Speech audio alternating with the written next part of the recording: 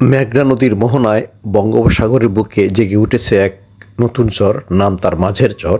সেই মাঝের চরের সৌন্দর্য দেখতে আমরা চরপাতিলা থেকে রওনা হলাম মাঝের চরের উদ্দেশ্যে।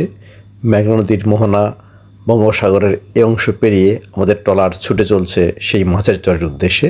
চারিদিকে পানি বেষ্টিত, এই চর দেখতে অনেক সুন্দর, তাই সেখানে যাওয়া। আমরা এখন যাচ্ছি মাছের চরের দিকে।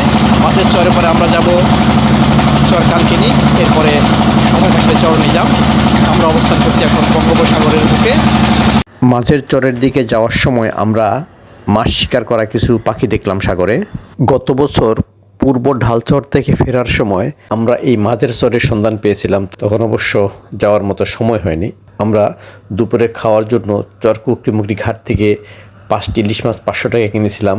ঘাটে একজন বৃদ্ধ ব্যক্তি নৌকায় করে বিভিন্ন তরিতরকারি বিক্রি করেন, তার কাছ থেকে আমরা টমেটো, পেঁয়াজ, আলু এবং মরিচ কিনলাম। রাশেদ ট্রলারের মধ্যে মাছের আঁশ ছড়ানোর কাজ করছে, রান্নাটা সেই করবে। দুপুরে রান্না হয়ে গেছে, আমাদের খাবার প্রস্তুতি চলছে। গরম ভাত, ডাল, আলু ভর্তা এবং টমেটো দিয়ে ইলিশ মাছ রান্না। দুপুরে খাবার খাচ্ছেন রাশেদ ও রাতুল, তারা বেশ পরিশ্রম করেছেন। রান্না বান্না, মাছ কাটা, ধোয়া মোছা করা, ট্রলার পরিষ্কার করা, সব কাজই করেছেন এই দুইজন, বেশ প্রাণবন্ত তারা। দূরে ওই যে স্থানটি দেখা যাচ্ছে, এর নাম হলো মাঝের চর। চারপাশে নদী, সাগর, এই জন্য এর নাম মাঝের চর, বেশ দৃষ্টিনন্দন। এই যে দেখুন সেই চরটি। আমাদের ট্রলার আস্তে আস্তে ভিড়ছে মাঝের চরের কাছে। এই যে মাঝের চর, এখানে পাড়গুলো ভাঙ্গা, যে কারণে আমাদের মাঝির পক্ষে সুবিধা হয়েছে পাড়ে ট্রলারটি নোঙর করাতে।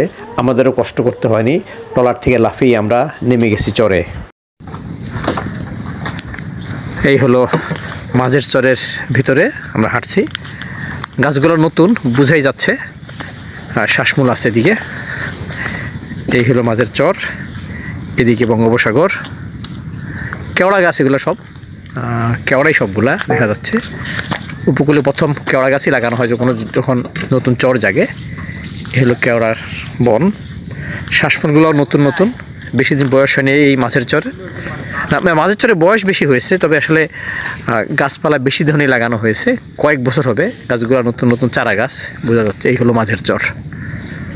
আমি যেখানে আমার পিছনের বনটি দেখছেন, গাছের যে বয়স তাতে বোঝা যাচ্ছে গাছগুলো বেশি দিন আগে লাগানো হয়নি।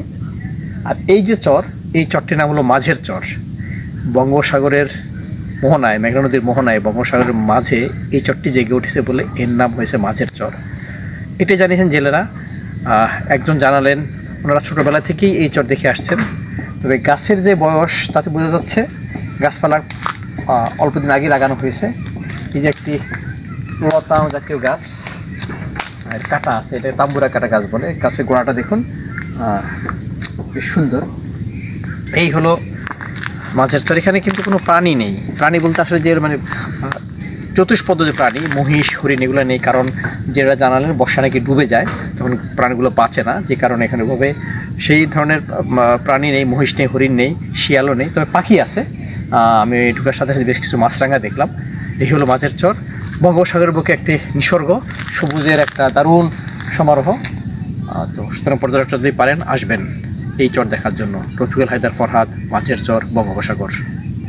আমরা মাঝের চরকে পেছনে ফেলে, অর্থাৎ মাঝের চর থেকে বিদায় নিয়ে ছুটে চলছি চর কালকিনি বা চর নিজামের উদ্দেশ্যে।